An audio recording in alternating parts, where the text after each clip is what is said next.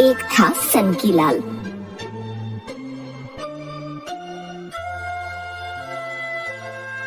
बड़ा बंगला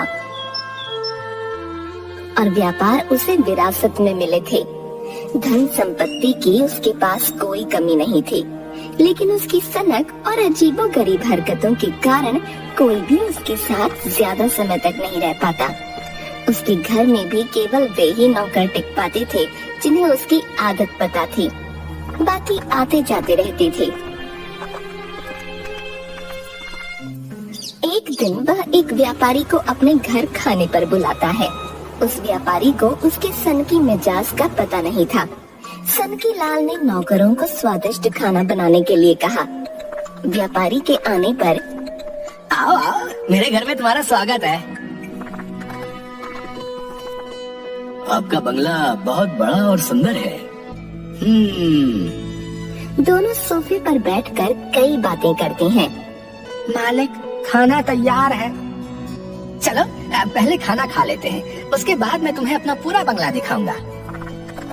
खाने की मेज स्वादिष्ट व्यंजनों से भरी थी। नौकर खाना परोसता है।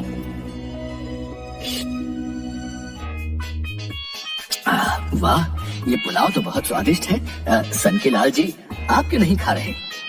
हाँ हाँ, क्यों नहीं। वह एक चम्मच में पुलाव लेकर अपनी नाक के पास ले जाकर आंख बंद करके उसकी खुशबू सूंघकर उसे दूसरी खाली प्लेट में फेंक देता है। वह ऐसा कई बार करता है। अब ये आप क्या कर रहे हैं? पुलाव खाने की बजाय सूंघ क्यों रहे हैं?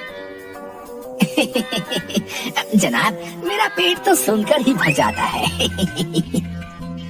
वह जोर से डकार लेता है और पेट पर हाथ फेरता है। अजीब आदमी है, भला खाने की खुशबू से किसका पेट भरता है? पूरा पुलाव फेंक दिया।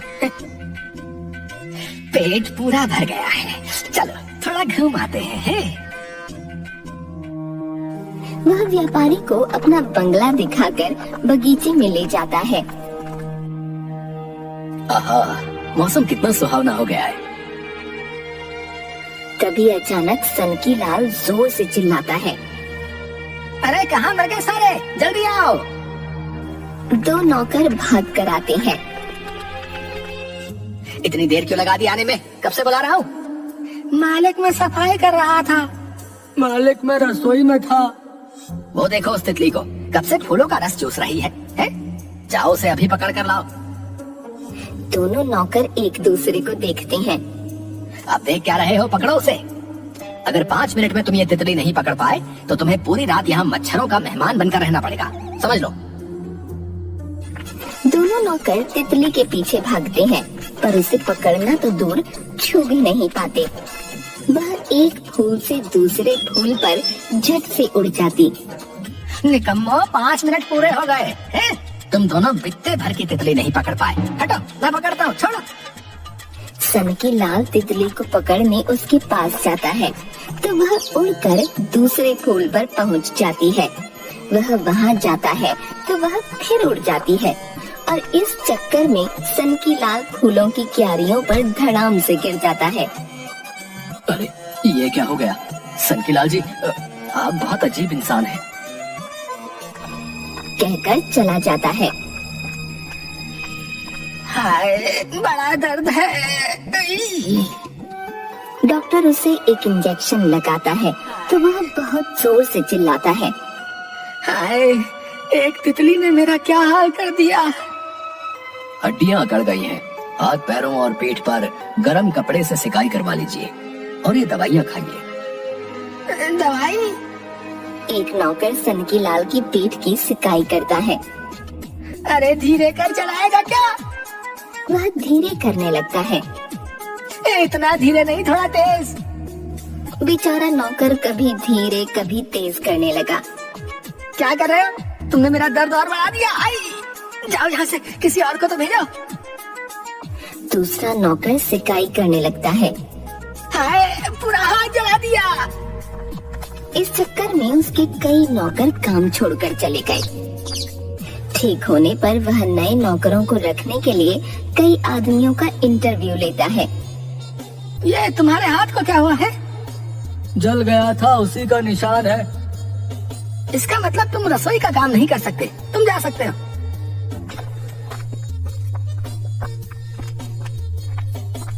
मैले कपड़े पहने दूसरा आदमी आता है। तुम अपने दांतों को कैसे साफ करते हो? दंत मंजन से। तुमने अपने कपड़े कब से नहीं धोए? वो सनकीलाल उसे बाहर जाने का इशारा कर देता है।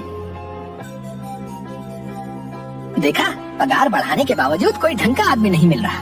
बाकियों को जाकर कहो कि कल आए, अब मैं थक चुका हूँ। इस तरह तो मालिक किसी को नहीं रख पाएंगे, मैं अकेले कब तक इन्हें झेलूंगा। बाहर जाकर वह सबको कल आने के लिए कहता है।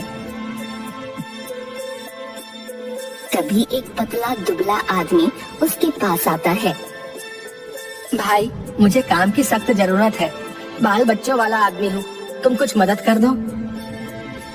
जब मालिक तुमसे कुछ पूछे कोई जवाब मत देना, चाहे दिन को रात कहे या सूरज को चांद, चुपचाप हाँ में हाँ मिलाते रहना। जवाब देने वालों को वो काम पर नहीं रखते। अगले दिन तुम पहले कहाँ काम करते थे? एक सेठ के यहाँ। तुम अपनी ये चप्पल कब से इस्तेमाल कर रहे हो? आदमी चुप रहता है। तुम दिन में कितनी बार नहाते हो? मुझे गूंगा आदमी नहीं चाहिए, जाओ यहाँ से। मुझे काम की बहुत जरूरत है, आप जो कहेंगे मैं करने के लिए तैयार हूँ। मोती को लेकर आओ। नौकर मोती को लाता है।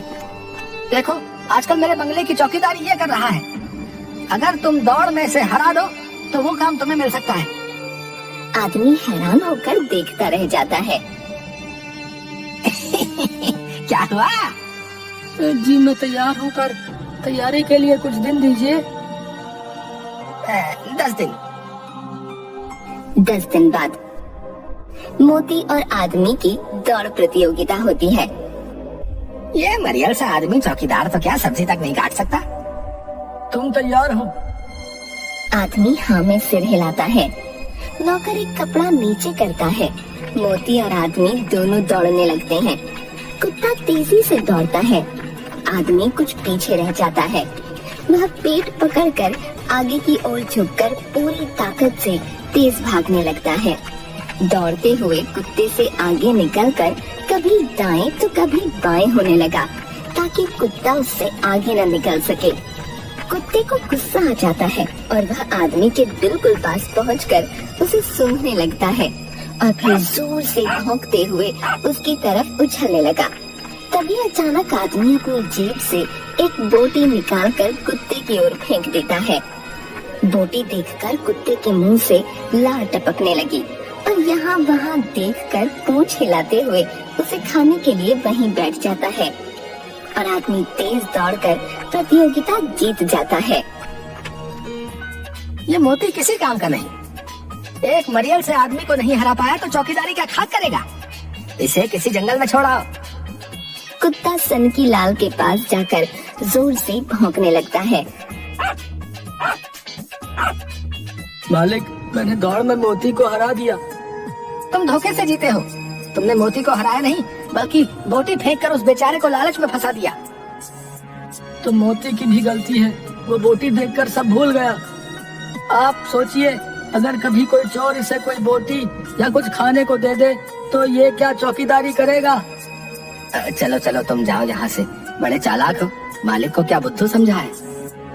मैं क्यों बुद्धू समझूंगा? बुद्धू को बुद्धू नहीं तो और क्या समझोगे? तुम निकलो यहाँ से। आदमी समझ गया कि वह उसे नौकरी नहीं देने वाला। धोखा तो आपने भी किया है। मैंने कौन सा धोखा किया है? आप इंसान और जानवर को एक समान कैसे समझ सकते हैं? दोनों अलग अलग तरह के प्राणी हैं। क्या मोती वो कर पाया जो मैंने किया? तुम्हें काम चाहिए ना, तो मेरे एक सवाल का जवाब ठीक ठीक दो। ये आसमान कितना बड़ा है? आदमी सोचने लगता है। बताओ बताओ। आसमान उत्तर से दक्षिण, पूरब से पश्चिम जितना बड़ा है। सनकीलाल को जवाब समझ नहीं आया। फिर वह अपने नौकर की ओर देखता है। वह हंस रहा था। लगता है इसे जवाब समझ आ गया। अगर मैंने कहा कि मुझे समझ नहीं आया तो ये दोनों मुझे मूर्ख समझेंगे। तुम आदमी समझदार हो पर बोलते जाता हो। मुझे जवाब देने वाले लोग बिल्कुल पसंद नहीं। तुम कल से मुंह बंद करके काम पर आ जाना, ठीक है? सुनकर आदमी खुश हो जाता है।